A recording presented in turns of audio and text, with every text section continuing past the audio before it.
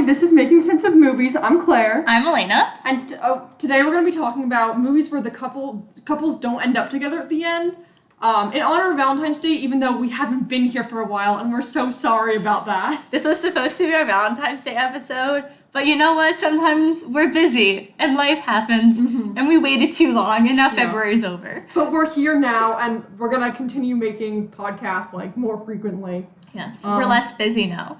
I don't know if that's true, but we'll be here for you guys. Okay. First, we're going to talk about Blue Valentine, which came out in 2010. Director Derek Cianfrance. He's doing a new TV show with Mark Ruffalo. I just saw the trailer for it. Oh, on HBO? Yeah, about the twins. About the twins. Oh, I didn't know he was doing that. Yeah, they saw it, and I was like, I just saw Blue Valentine. Yeah. Okay, well, we watched this together, and it was both of our first times watching it. I've seen the beginning of the movie, but I was much younger, and it seemed really depressing, so I stopped. Yeah. And it was really depressing. I did not disappoint. It's one of those movies where I heard about it all the time, but I was very unclear what it was about. It was a lot more intense than I thought it was going into it. I thought it was going to be more like Marriage Story, which it is in the sense that their marriage falls apart, but it's much more raw. Yes, I feel definitely much more raw about it. And basically, so Blue Valentine is basically the story of the beginning and the end of a relationship between a couple played by Ryan Gosling and Michelle Williams. And you start out in the end of their marriage, essentially. And what I really liked about this movie, I think, was how you kind of start to question things towards the end of the movie. Yeah. So there are things in the beginning of the movie where you're like, okay, Ryan Gosling's character is just an asshole, but then you see him when he first met Michelle Williams' character, and you're like, okay, he was much nicer. What happened in between these moments? And you realize why he would become, a more jaded guy. And, it doesn't excuse his actions, but it definitely explains it. Yeah. No, they did a really good job at the beginning, where you're just thinking, how the hell did these two end up together? Yeah. You definitely don't understand why they're together, because especially Michelle Williams' character, she clearly is out of love with him. Yeah. She's very fed up with how he not only treats her, but kind of his own life. He doesn't strive for anything more in his life. Yeah. He's very happy where he is, but I don't know if necessarily he's happy. That's the thing I was sort of confused about while watching, because he's got he's an alcoholic, he abuses her, and I was kind of trying to figure out what. He doesn't physically abuse her. He kind of. He's aggressive. Yeah, he's aggressive. He's very aggressive. At the end of the movie. Yeah, he's very toxic. Yeah, but I was just sort of trying to figure out why is he that way? And do you think it's because he realizes that she's out of love with him and he just doesn't want to admit it? So if you watch the movie, you would know that Ryan Gosling's character, he moves to New York under circumstances. He doesn't talk to his parents, or they're dead or something like that. I forgot what exactly happened. And he meets Michelle Williams' character, and he loves her. He's very much adamant on pursuing her, and she's not really about pursuing him. He's very much this. I kind of characterized him as a very masculine man. He has these very traditional rules of masculinity in the sense that he has to go, talk to the girl, and if he likes her, she has to like him back. And even though Michelle Williams' character in the beginning is why are you talking to me? I don't want to be talking to you. At the very end, Cindy is only with him, during, when she was younger, because, she really needed someone in her life after, her other boyfriend was horrible to her. Yeah. And, they show her family life, and her parents are always fighting. Yeah, her parents are always fighting. She's never really had a stable, romantic relationship either to look up to or any of her own. Yeah. And the movie goes through, kind of their relationship. And essentially what happens is she has broken up with her college boyfriend. She was in college to go to medical school. And she starts dating Ryan Gosling's character, but during this time, she becomes pregnant with her ex-boyfriends. And she goes to get an abortion. She decides not to do it. And he's like, okay, I'll marry you. I'll raise this child as my own. And that was the thing that I was, definitely taken aback with, because he really does, in the feature portions of the movie, he really does love the daughter like his own. Yeah. And he never puts that against her. He's never saying, this isn't my child and I decided to raise her. Yeah. It was more I love this child like my own, and I want to do what he believes is best for his child, which is for him having a couple that is together. Yeah. Rather, even if they're fighting, he'd rather have people that were together than people who are divorced and not talking. Yeah. One of the things I think this movie did really well is, like, after watching this, just going back and forth between love and hate, it gives you just such a feeling of whiplash, you know? Yeah. Like, my head hurt afterwards, honestly. It is honestly a really hard movie to watch. It's also, he does different styles. I don't know if you noticed it. It was a lot more, like, handheld during, like, the earlier portions of the relationship. Kind of, like, this sense of, like, there's something new roiling. It's a lot it's not lighter colors. Yeah. And then in the, like, end portions of the relationship, it's very structured. There's not a lot of natural light. They spend a lot of time in this, like, sex hotel or motel or something, and there's no windows. She goes in and she's like, there's no windows, so you're kind of with this artificial lighting a lot of the time. And I just feel like, now thinking about it, it's really interesting that they were specifically in the future room, and that's where the director decided to put them, opposed to, like, the Atlantis room that they had, because the whole point is, like, we don't know where their future, like, we know something bad's going to happen with their future between that relationship, but we don't know what it's going to be yet. Yeah, and the reason we put it on this list of, like, couples who don't end up together is because I think when I saw the trailer, you kind of are hoping they end up together, they have a child, and when you're watching the movie, you realize, like, how much both of them have sacrificed to live this life. Like, Michelle Williams' character, she really wanted to go to medical school, but she became pregnant, and now she's a nurse, which isn't a bad career, but it's not something she initially thought for herself. And she kind of deals with this husband who is an alcoholic and who doesn't appreciate her the way she wants to be. And she's also very much used by the men around her. She has this new job opportunity by her boss, who's the doctor, and he basically, like, straight up is like, oh, we should hang out when you're up there, like, insinuating, like, that, oh, I want to, like, have sex with you. And, like, that's the reason I'm hiring you. And she was very taken aback. And also it hints at so the reason why we picked it, I forgot to say. So you think you kind of want them in some ways to end up back together, but at the end you realize how, like, toxic they are to each other. Yeah. They just don't mix, and they shouldn't be together.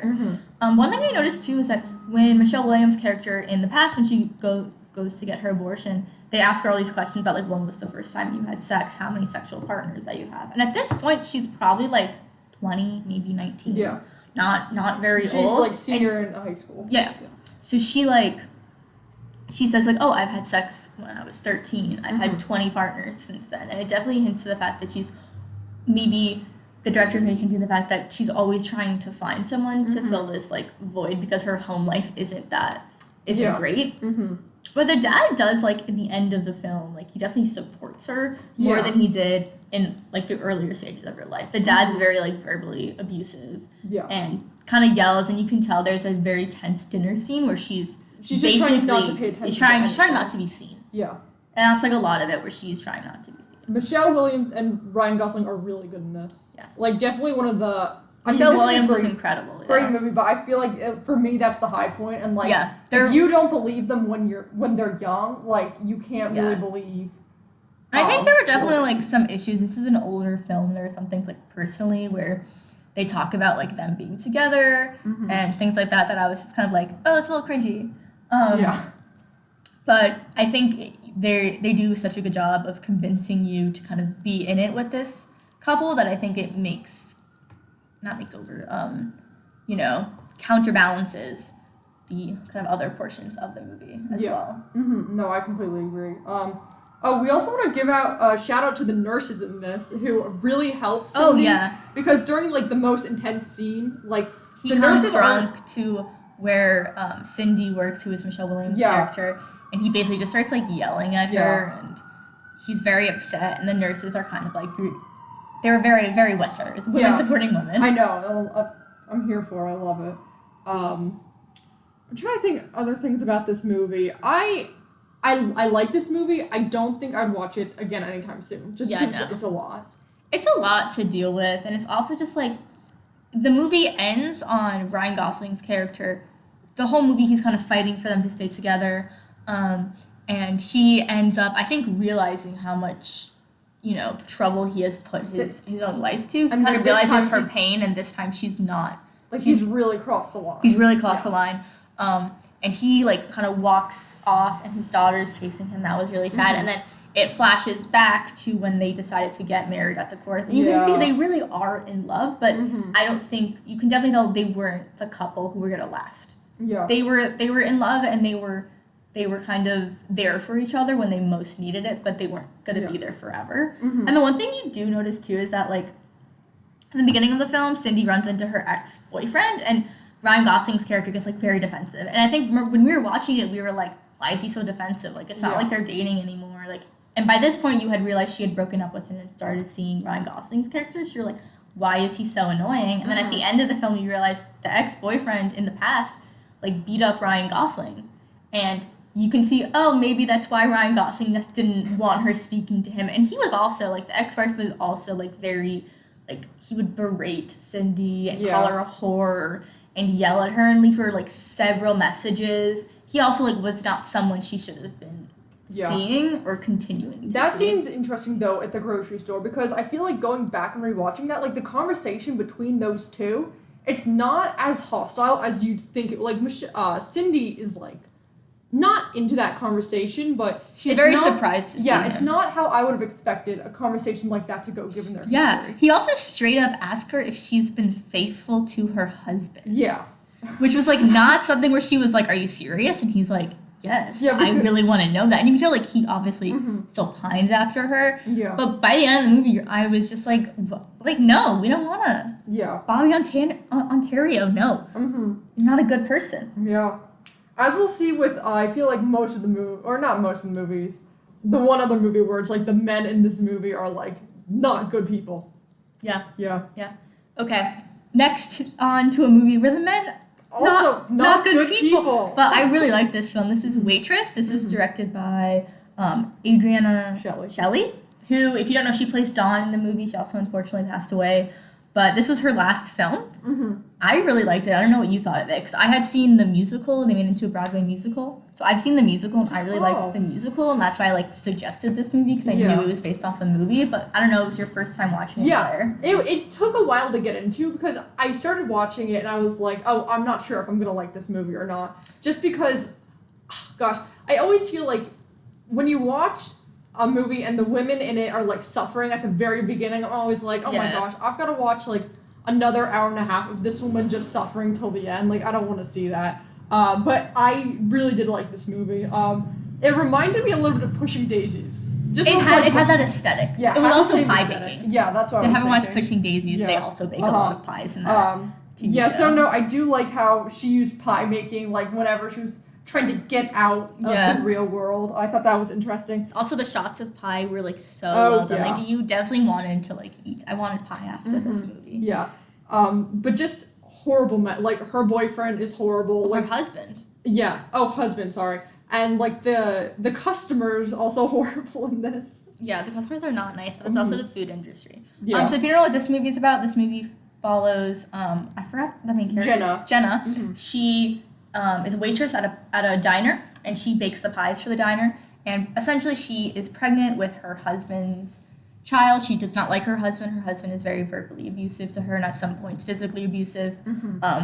And she starts having an affair with her doctor, our male doctor, played by Nathan Fillion, which I have to admit, this movie was so well casted. Yeah. And, like, every character I was watching, I was like, yeah, they're perfect. So Jenna's played by Kerry Russell. If you don't know, from The Americans, also a great show. And essentially her kind of, what I liked about the film is that it's at her finding her own voice. Yeah. And it doesn't end with her and a couple. So throughout the movie, definitely, like, even when I watched the musical for the first time, you think she's going to end up with the doctor, like, the whole time, because you're like, oh, like, and in the movie it shows, like, they really are happy together. Like, they both are in these kind of marriages that they don't really enjoy, obviously for different reasons, and they both have, like, Jenna and her doctor have a very, like, special connection. Yeah. But they do not end up together, and she's the one to tell him, like, we're done with this. Yeah, no, I love, the ending of this, like, totally pays off for, like, all the other horrible things that happen to her throughout the movie. One of the things I love about it is she's liberated not after she gets a huge sum of money, but even before that. Yeah, so she had the baby and she's like, we're done. I don't want to ever see you again. said sort of the same thing to the doctor in a nicer way, saying, like, go back to your wife. It was never about someone helping Jenna. It was about her having people, like, around her made her realize that she was worth something. Because before she's in this, like, abusive relationship with, I forgot who the husband is played by, but he's, like, kind of really gross. He says, I wrote this down in my notes, but, like, he says, you can't love that baby more than you love me. Like, he's very jealous, very insecure, and, like, no one likes him. And then, you know, when she starts a relationship with the doctor, she kind of realizes that she's worthy of love. Yeah. And it's not that the doctor shows her this, it's more like her personal experience. It's she ends up finding peace within herself when she can, like, kind of isolate herself from, like, all the horrible things that are said. And then it's also about her two friends who also kind of go into different relationships. One, I don't know her name. Oh, it's Becky, Dawn, and... Jenna. And Jenna. So Becky, her husband is, I don't know if he was, like, sick or mentally ill or something like that, but she's the sole breadwinner of the family, and she has an affair. It's not affairs in this movie. She has an affair with the cook, who you think, like, in the beginning of the movie is kind of like this bad guy, but she's like, he's not really, like, he makes me feel wanted. Yeah. And she's like, that doesn't mean I don't love my husband. Like, I will stick with him to the end, but I need someone to make me feel wanted. Yeah, so they're, like, in this weird relationship. Yeah, and it's sort of the same thing with, with Jenna, where she's, like, the doctor makes her feel heard. Yeah, like, heard. Listened to, which is, like, really important. And then Dawn, which I think has the most problematic relationship. I like Dawn as a character. I think she's really funny. Yeah. I think Adrienne Shelley, like, plays her so well, so perfect. Her boyfriend is Ogie. He's a little pushy. Very pushy. He's very pushy. Keeps on showing up at the restaurant, will not take no for an answer. Which is definitely, like, this movie was made in what year? Or released? This was made in 2007. 2007, so it's definitely, like, an old-fashioned technique of, like, oh, like, girls want guys who, you know, don't give up. And this was the same thing with Blue Valentine as well. Like, it was this ideal that, you know, men don't hear no for an answer, that's supposed to be romantic. And I remember watching this, especially with Ogie, where she was like, I don't want to see you stop talking to me. He's like, no, I'm not going to take that. And it was very cringy for me to be like, no, like, men should listen to women when they say no. Definitely doesn't work for the time anymore. And it definitely doesn't work for him. I think they do a little bit better in the musical. I think they kind of ease off him being so pushy. I remember when I was watching this, I was so shocked by, like, what he was saying when he was like, nope, like, I'm staying, I am going to be here every day. And eventually, like, the whole thing is that he, like, wears her down, and she, like, truly does love him in the end. Yeah, but it's but her friends are ambivalent about it, too. It's not like everyone in the movie is like, oh, that's so cute, we're so happy to you. Like, Jenna was kind of like, oh, that, like, weird guy who wouldn't say no. And eventually, like, they realize how serious Dawn is about him.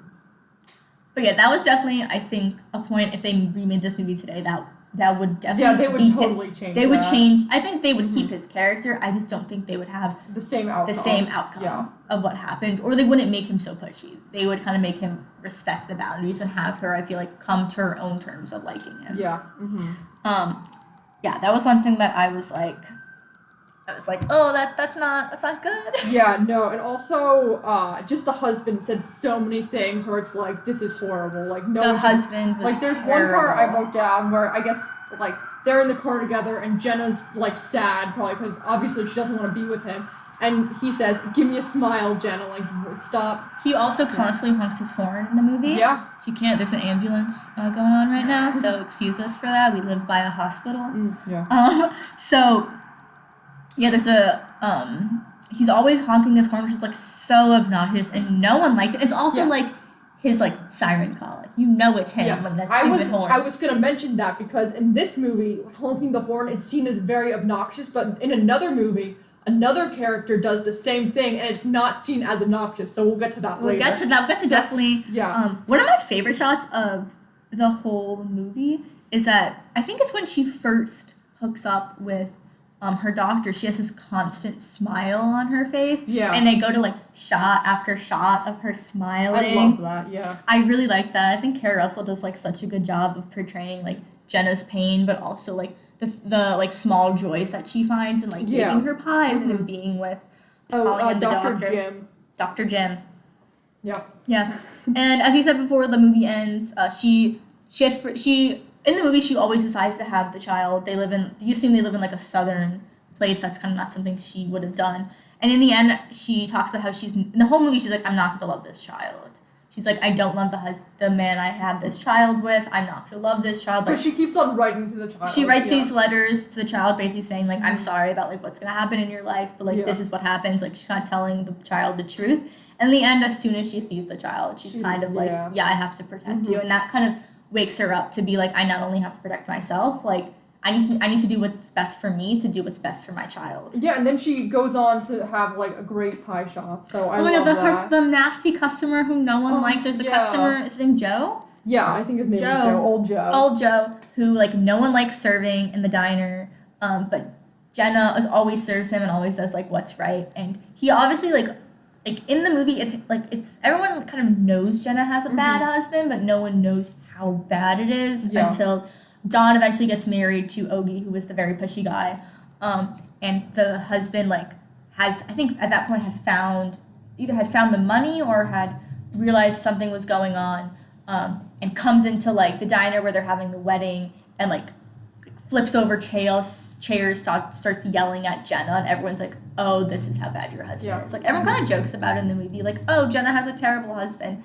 And I think she downplays it to have people realize, like, it's kind of worse than what they think. And so Joe realizes that, and he's always been kind of, like, not nice to her, but he's always been an interesting character, because from the beginning you're like, oh, I hate this guy, like, he's an old man. He's such a picky, like, customer. But, like, as the movie progresses, you kind of realize that, like, oh, him and Jenna, they have this kind of relationship because Joe doesn't seem like he's got anyone in his life, and just sort of hangs around the diner and kind of just pays attention and can recognize, like, oh, like, I can tell you're pregnant. And just can see everything that's going on. And you end up just kind of really liking Joe at the end. Like, he's not the bad guy that you think he is. Joe dies in the end, but he leaves, I think, the diner, because Joe owns a bunch of shops around town. One of them is a diner. And he leaves it to Jenna, and Jenna opens her pie shop. It was very, I really liked this film. I think she did a very good job of it. No, absolutely. The one thing I wrote down, there's one line where they're like, oh, you should open a pie shop where someone needs it, like New Jersey. And I live in New Jersey, and I just have to say, New Jersey has the most diners out of all the states in America, so maybe they need a pie shop. We've got good pies. I'm here to say it, but great movie. Really enjoy it. Yes, on the list, the couple does not end up together. I think they really did love each other, though. I don't think they should have ended up together, but I think they really did. Like, I think that scene when she's teaching him how to bake the pie, it was really beautiful, because she talks about being held by someone who, you know, just wants to hold you and doesn't want anything else. Because Jenna has always been used, whether that was from her father or her husband. And this is, like, the first person who just wanted to be with her just because of her. Yeah, and the doctor even got her, like, a gold pan. Like, they did have a really cute relationship, but she just knew that she had to be, like, alone. Self-sufficient. Yes, exactly, self-sufficient. Which is very good. Yeah. So definitely one of the better endings out of all of them. If he was single, I would have appreciated it. But alas, he was married. Yeah. It's not a good relationship. Okay, so our next film is Up in the Air from 2009. Director Jason Reitman. Yes, he's done other films. I looked him up. Oh, yes, Ghostbusters Afterlife. Yes. Men, Women, Children. He's also done 2 episodes of The Office. Oh, and Juno. That was the film. That was the film I was like, oh, I've seen. Gotcha, yeah. Because Beautiful, whatever that other movie was, not very good. Juno was very good. I was surprised this was the same director as Juno. I think that's why I wanted to mention it. They're both tonally, I think, very different. And I should say for people, if you don't know Up in the Air is about, it stars George Clooney, Anna Kendrick, I think one of her kind of breakout roles. Yeah. She was nominated for an Oscar for this film, and Vera Farmiga, I think that's her name. George Clooney basically plays this character who his job is to fire people. He works for an HR company that sends people out to fire them instead of having, like, the bosses of the company actually do it. So he travels all on the world, and he really enjoys not being home. He likes the idea of traveling, and he wants to get these 10 million miles. And when first watching this film, as soon as it started, I was like, fuck, I'm going to hate this film.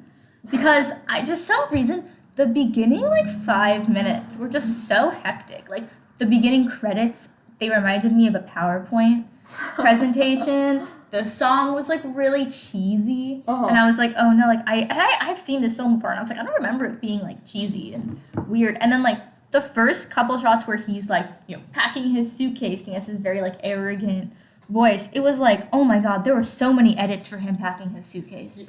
I literally got whiplash. I was like, why are there like 20 cuts for him just to pack a suitcase?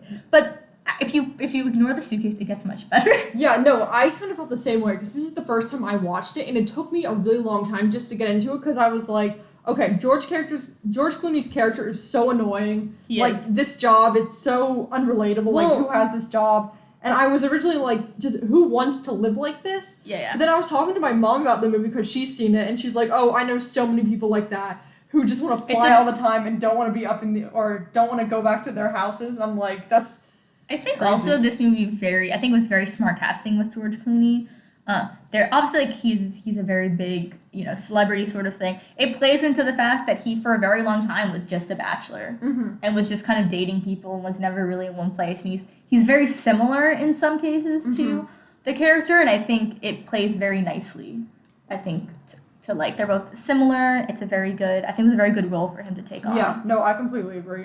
Another reason why I was just like thrown off at the beginning was I don't like how Anna Kendrick's character was portrayed in the beginning because I feel like they made her look really stupid. I think that was the point. She's 23. Yeah, I know. Okay, so in the film, the reason we put this on our like couples who don't end up together is because George Clooney and Vera Farmiga's character named Alex. George Clooney's character, his name is Ryan. Ryan, oh my god, of course. Ryan, Alex, and Natalie. Yes, so Ryan and Alex start a relationship basically where anytime they meet up, Alex has a different job that she also has to fly around for, and anytime they meet up, they basically like get together and they have a very good like rapport. Obviously they don't end up together as this is the podcast called, but they also like show how young Natalie is. Like Natalie talks about, she's like, at 23, I wanted to have a corner office, married, maybe a child. And I'm like, I'm 22 right now. I literally cannot imagine having any of those things.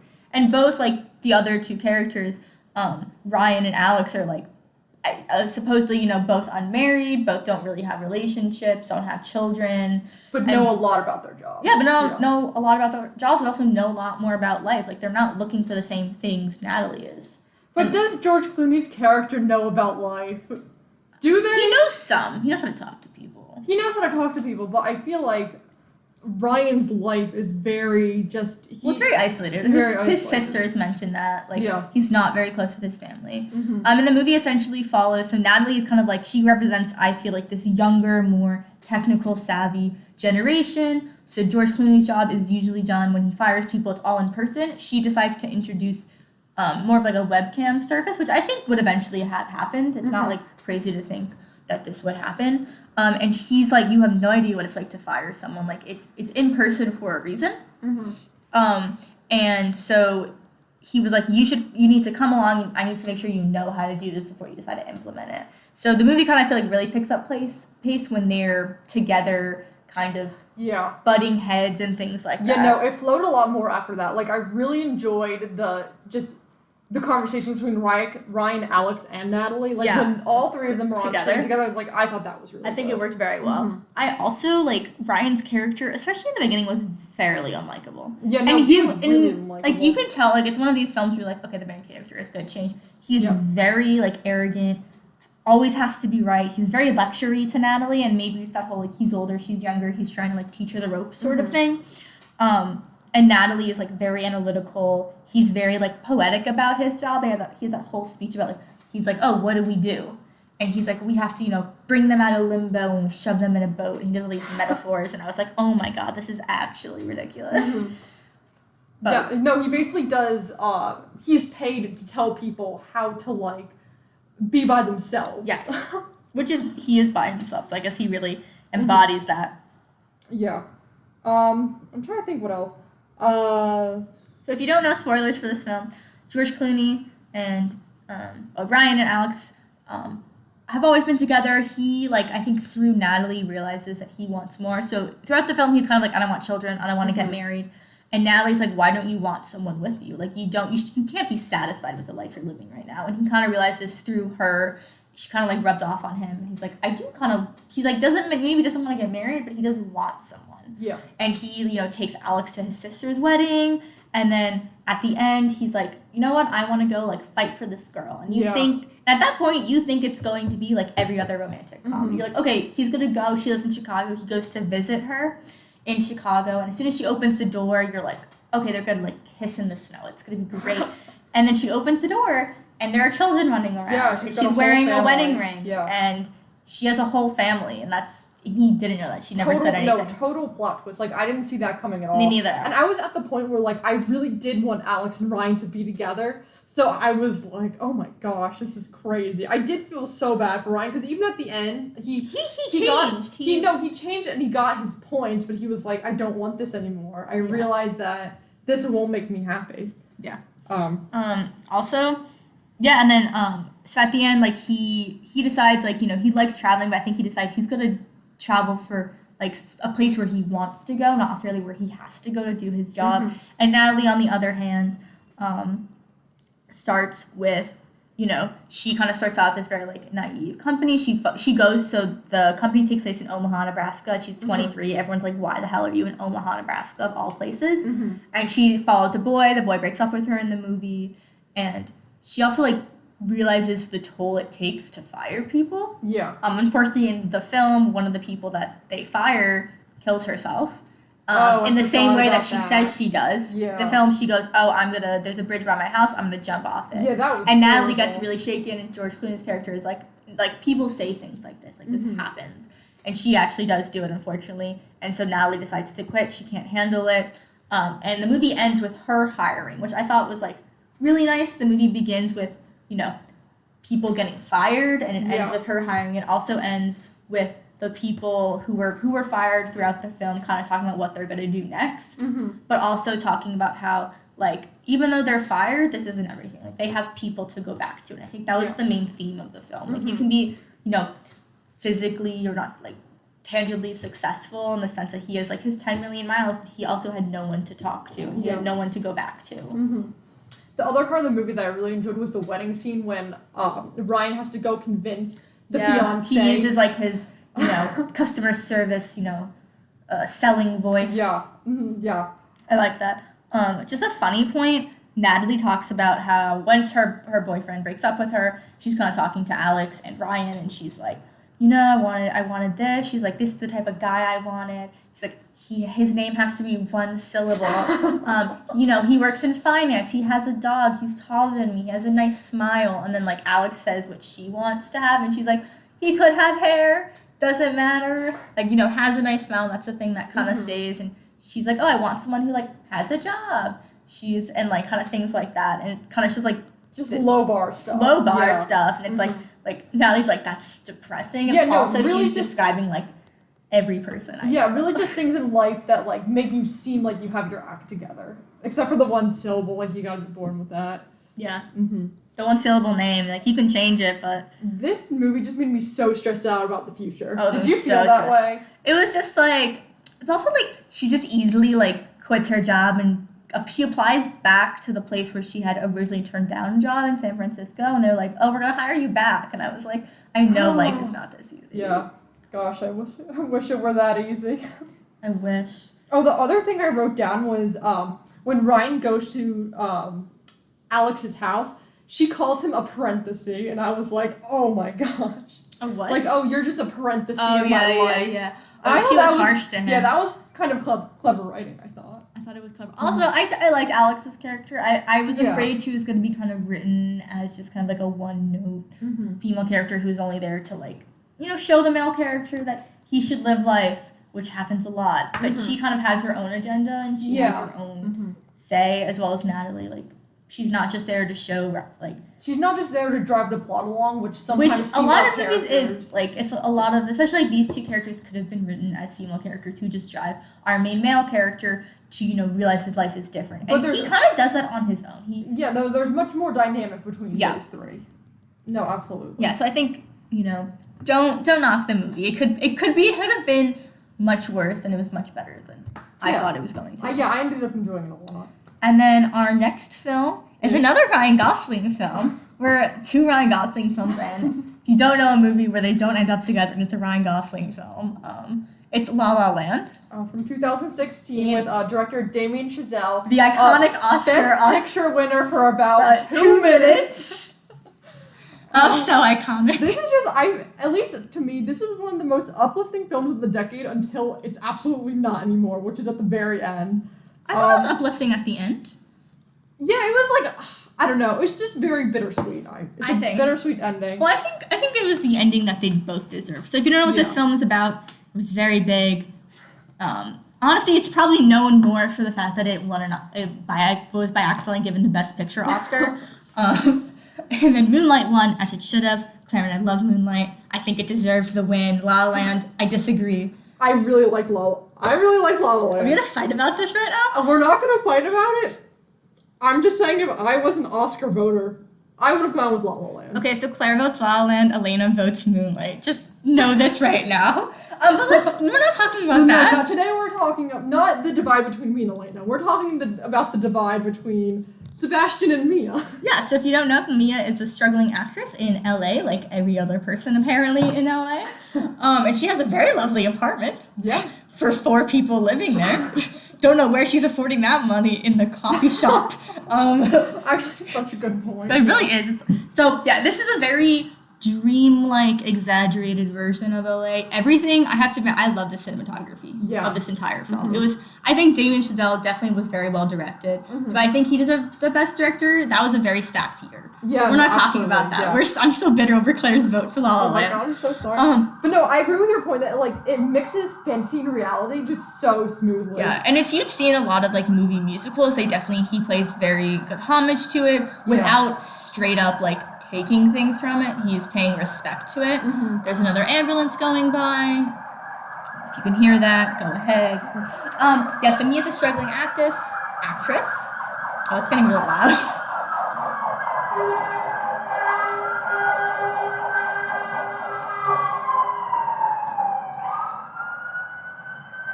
Okay, I think it's not as loud. So Mia's a struggling actress. Sebastian is a struggling jazz musician. They're both white. If you don't know that, it's how it is. Yeah, no, there was just a lot of controversy about the character Sebastian wanting to save jazz. I think it's given so Sebastian, he's this jazz purist, and he has a very deep respect for jazz, but historically jazz is an African American music. That's where it started. And you do have an African American John Legend.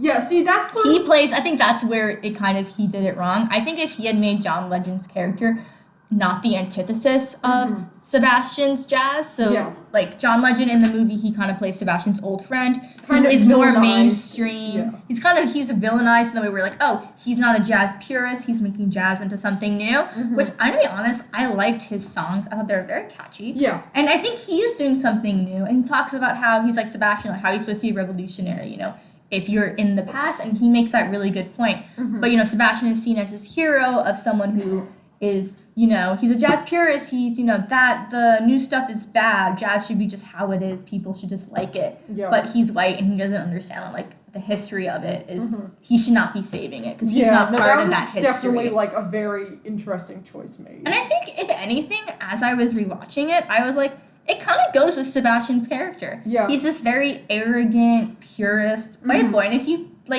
I know people, it's like the, men cinephiles, Oh, yeah. He very much reminded me of them. And, I am right and everyone else is wrong. If a man's seen Pulp Fiction, he knows more than you, Elena. That's just how it is. Yeah, so if you're seeing Sebastian's character in that light, then yeah, it makes sense that he's white. I think it makes sense. If you're seeing him as a hero for jazz, then it really doesn't make sense, and it kind of downplays what jazz has been through. Yeah, but no, going back to the romance of it all, the one thing, because Sorry, I thought we should mention that. Yeah, no, of course, but the jazz did play such an important role in the passion, because the music was a very big role. Yeah, because the whole point, I feel was both Mia and Sebastian had like these great passions, and it's like ambition to do what they want drives them together, but it's also the same thing that ends up driving them apart at the end. Yeah. So throughout the movie, you know, they start off with this meet cute and on LA and traffic. You know, the movie starts out with this. Such a good scene. Another Day of Sun. That's a great song. That is a great song. It starts off, and you don't even see your characters for the first. They're not singing for the first scene. They have this little meet cute in LA traffic, and then they meet again when Sebastian's fired. You know how it is. And then they meet again. They have like the third time meeting, and that's when they have that song. It's for the poster as well. If you've seen the poster, it's like them in like the LA what backdrop. a waste of a lovely night. Lovely night. I really like that scene. Yeah, it's funny. Like all the songs that weren't nominated for Best Original Song, I like better. I like better. Yeah, because I wrote it down. It was City of Stars was nominated. The audition song and City of Stars. And City of Stars is probably my least favorite out of all of them. I agree. I think it's also because, if you don't know, they this has been done before. They sang, you know, live on set, I believe. And I think the thing about, like, Emma Stone and Ryan Gosling is that they're not professional singers, nor are they professional dancers.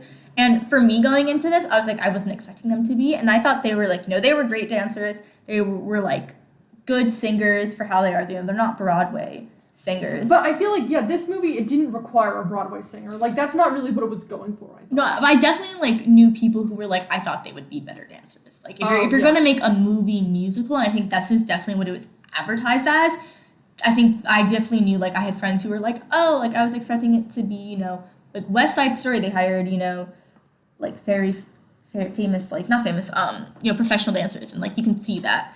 West Side Story has its own thing. Yeah, but I just think it was interesting that, because I know musicals do have a certain formula where it's, like Les Mis and Phantom of the Opera, where, like, the big things happen during the song and dance sequences, where I thought it was interesting with La La Land, and it's different that during, like, it would just be, like, interludes. Yeah, I feel like the songs like, they didn't really play a role in moving the plot forward, which I kind of enjoyed. It was, like, I think refreshing a little bit. I think the songs were also artistic breaks. Yeah. The movie, I think, when they're not singing, is very kind of, you know, straightforward.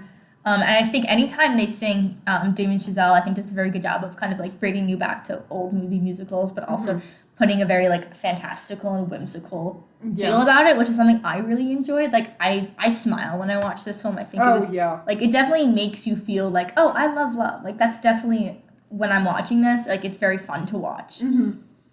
Oh, I'm gonna talk about the epilogue scene, because it's about, like, 9 minutes long. Yeah, it's pretty long. It's the main dance sequence. Yeah, I just think it's beautiful. Like, I think... Yeah, it was very well done. The music in this, like, not the songs, but, like, the score in this... score was very well done. It really adds to the plot. Mm-hmm. So in the film, we'll get to the epilogue, but basically they date. You know, Ryan Gosling goes with, what's his face? John Legend's character to go play music, and Mia's kind of like this isn't what you wanted, you know, like, but he's like, I need money, like, I need some way to make a living, and she's also really struggling as an actress. She does this one-woman show that, like, no one shows up to, even her boyfriend doesn't. Her friends show up. Her friends, and but, I'm always happy about that. That's true, her friends show up.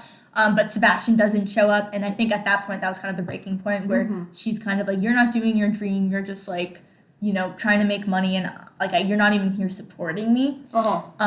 And, you know, and for him, it was like he asked her to go on tour with him. Yeah. And that was like, she's like, oh, I'm not going to put off my dream to go on tour with you, even for something that you don't necessarily want to do. And that breaks them up. And then they don't get back together after that point. They do have you always think they're going to get back together, which is when, you know, Ryan Gosling's character, they used to share an apartment, hears back from someone who saw the one-woman show and was like, someone in the crowd.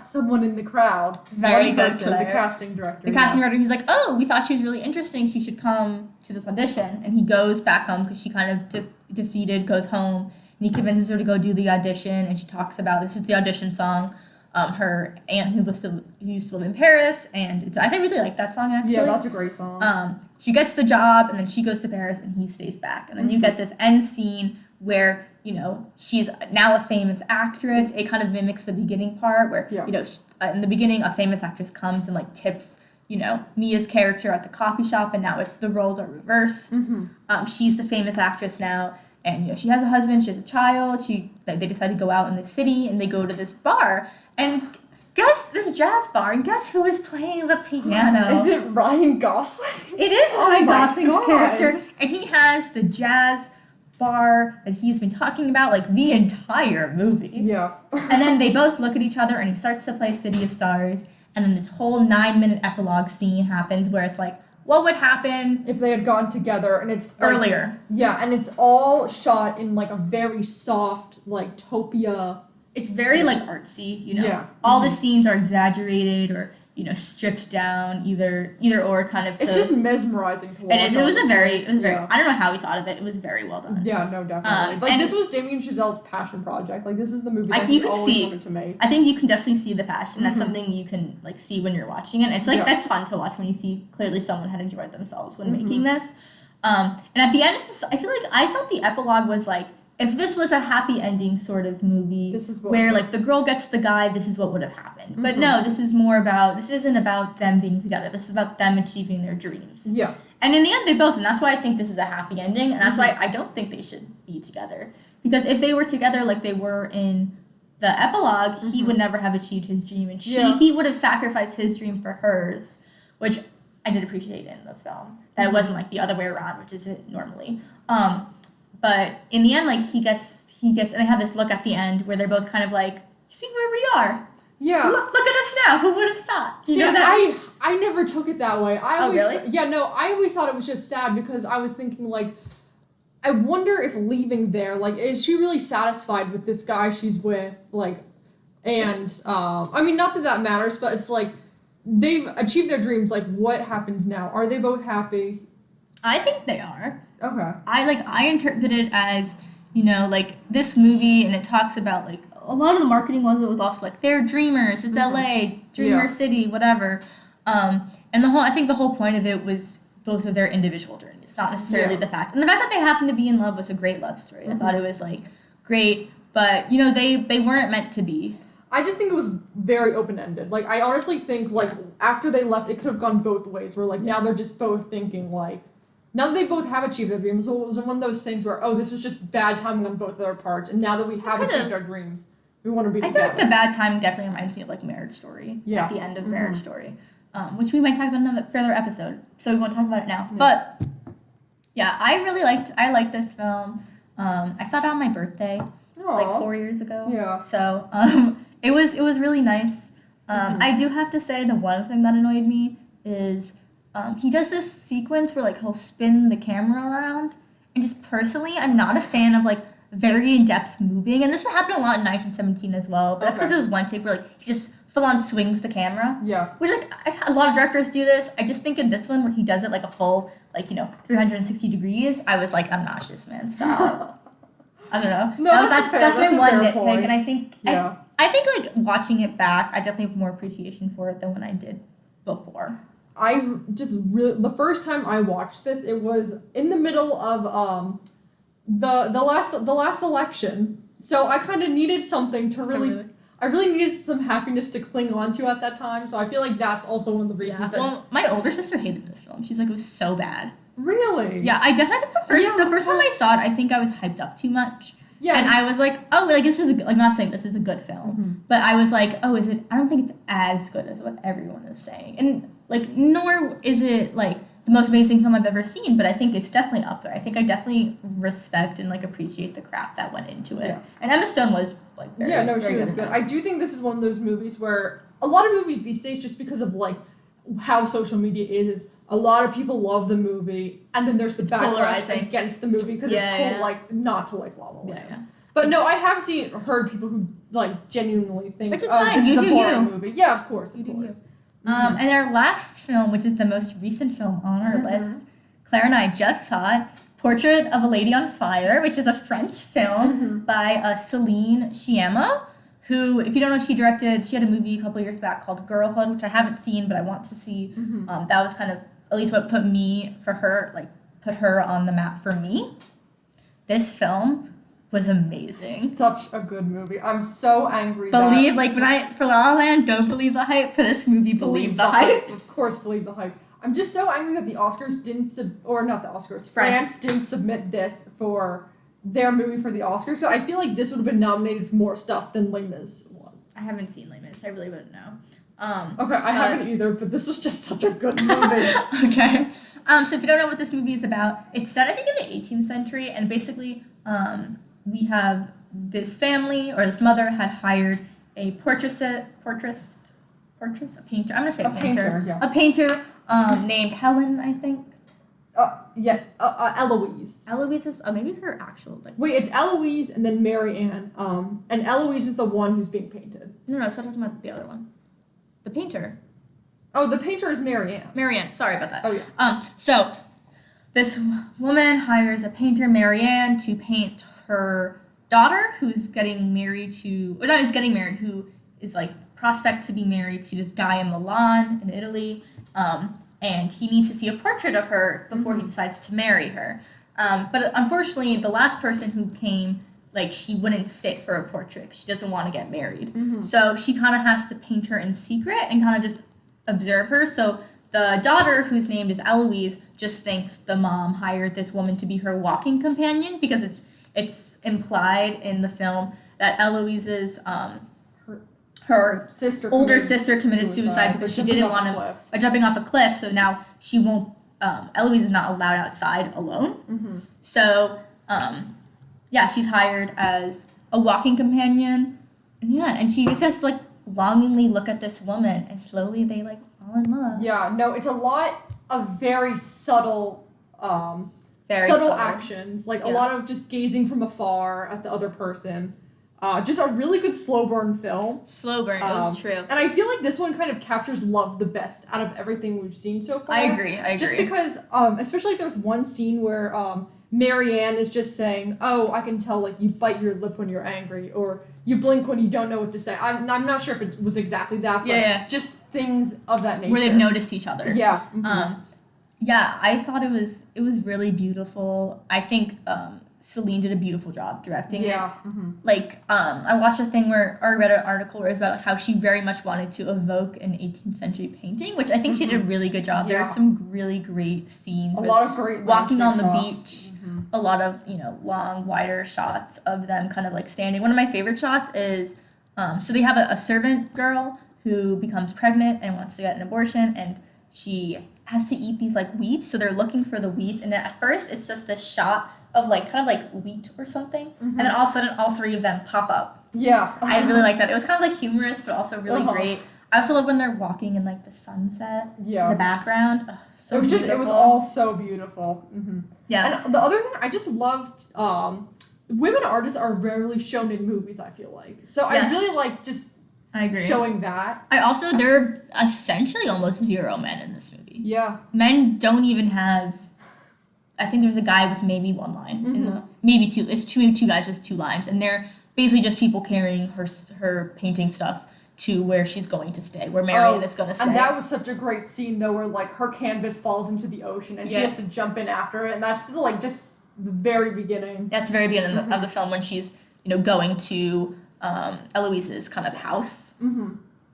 Yeah. It was so it's very woman-centered, but it wasn't even I noticed it was woman-centered until after I watched it. It was very natural. Yeah, it was natural to be that way. You weren't questioning where the men were. You were just kind of of course, they're kind of isolated on this island. Of course there would be, no one there. One of my favorite parts about this movie is they're talking about this one Greek story, or ancient Greek story, where this husband goes into hell to get the wife back. If you don't know, the story is Orpheus and Eurydice. Yeah. And the husband, he has to lead the wife out of hell, but he can't look back. So the husband just had one job, not to look back at the wife, and we went over this story in class. And one of the characters even talks about it, saying, why did that happen? Why doesn't he just keep on looking forward? And I think it was Mary Ann brings up that it's because he just he loves his wife so much that he just couldn't help but to turn around. And I just thought that was a very interesting take on the story that I've never heard before. Yeah, I agree. And also, especially that very much makes sense for the film. Yeah. At the end of the film, when she has to leave and that, Eloise is going to marry this man, even though, they are in love, but they can't, it's the 18th century, they can't openly be in a relationship. She runs down the stairs and she's just just take one more look at me. Yeah. Yeah, and then at the end of the film is she goes to this art gallery where she submits a painting of Orpheus and Eurydice where Orpheus is looking back at Eurydice, and this guy was like, oh, I've never seen a painting where like this exact scene is depicted. Yeah. No, I love that because they're both wearing blue, like the husband and then Marian, and they're standing right next to each other, like just a really good parallel. Yeah. And then she goes to this like I guess opera, and she sees Eloise, and as soon as the music starts to play, Eloise is just crying, and this very much is reminiscent of like, I don't think it's very similar to Call Me by Your Name, and I think I've seen comparisons. I think like it's different in a way because it's at this point it's Marian talking about the other two times she had seen Eloise. One was when she was at the art gallery, she saw a painting, and this time she was at the opera, and Eloise is just crying, and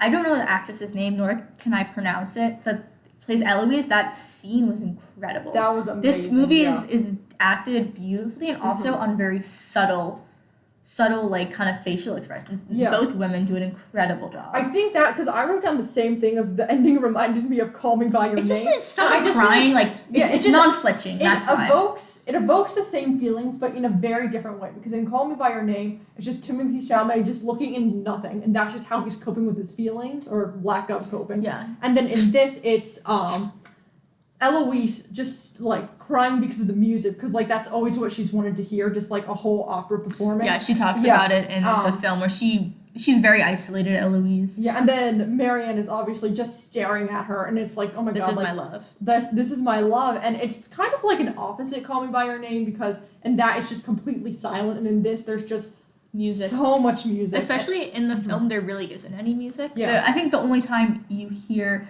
music is when Eloise, when she first gets lets out of the house, she starts to run towards the cliff, and there's a little bit of music there. They sing a song. If you ever watch the trailer, there's like a song in the trailer. Very rhythmic. That's when they're around the bonfire. That was a great scene, and where she literally catches on fire. And just the lighting in this movie, it's very well so done. Good. Yeah. And then the end. This was, I think, the only 3 times I can personally remember. So silence is like very important. Also, like the sounds around them is kind of what fills the movie. I really like. There's these 2 scenes where Marianne is like looking at like a vision of Eloise in the doorway where she's wearing all white, which is essentially, you realize at the end of the film, her wedding dress. Yeah. And it very much reminded me of a painting that I've seen. I don't know what it was called. Yeah. But yeah, that was really beautifully shot, and the color there was like amazing. Yeah, no, that was a great addition to the movie. Just how she was so haunted by the idea that like, oh, this person I love is going to have to get married to someone else, and just the idea of the last time I see her will be in the wedding dress. Which it is in the film. Well, not the last time, but like what she thinks is going to be the last time. And then also in the film, they do a very good job of like showing their love also physically. There's like, some little sex scenes in there. Yeah. Some funny ones as well. But in the film, Marianne draws a nude picture of herself in a book for Eloise. Page 28. And when Marianne sees Eloise's portrait at the way end of the film, it's her with her daughter. Oh, and it's like not a very well done portrait, obviously. Like it's not the same one that Marianne painted of Eloise. They both are very different. And you see a book, and on the page it's on is 28, and Eloise never forgot. And that's why we want them together. We're sad they're not together. Oh man, I forgot about that part, and I'm genuinely so sad. Literally, I saw it and I was like, oh my god, they like never forgot. Maybe 28 will be our always. Yeah, that's literally. Yeah. That's not. Those 2 films mean nothing to each other. So I really like this film. I honestly believe it's one of my favorite films of this year. It's definitely my favorite in my top 10 of 2019. Agreed. And it's just so well done. I got out of the film just feeling so emotional. Yeah. I was like, I want to be as in love as they are. And I know I won't because it's a film, but still. Yeah, if you haven't seen this movie, it's now still in theaters. It just came into theaters. Yeah. So we definitely recommend. Don't be scared of the subtitles like my friends are. But yes, definitely worth watching. More than worth watching. The best movie out of the 5 we've talked about today. Yes, sure. This is definitely our favorite out of 5. And if you didn't realize, we ranked these movies into least likely to be together to least likely we want together to most likely we want to be together even though they're not. But yeah, are there any honorable mentions? I think Call Me by Your Name would have been an honorable mention. But we've already talked about it. If you haven't seen our first podcast about romance, our favorite romance movies. Mm-hmm. Oh, we also purposely did not include any films where the character dies. Yeah. That was very purposeful. So if you have any films where you're like, oh, like what about Titanic? Like, no. The Great Gatsby. Great Gatsby, like many characters die, even though we think they like would have ended up together if not. So I think in this film we wanted purposely for the main characters to purposely separate. Yeah. Yeah. Mm-hmm. And that's why. But yeah, this was a good episode. Mm-hmm. If you have any comments or if you wish some other films would have been on it, comment. We have an Instagram. And a Twitter. at Makingsenseofmovies. Mm-hmm. Please follow us. Yeah, have a good day.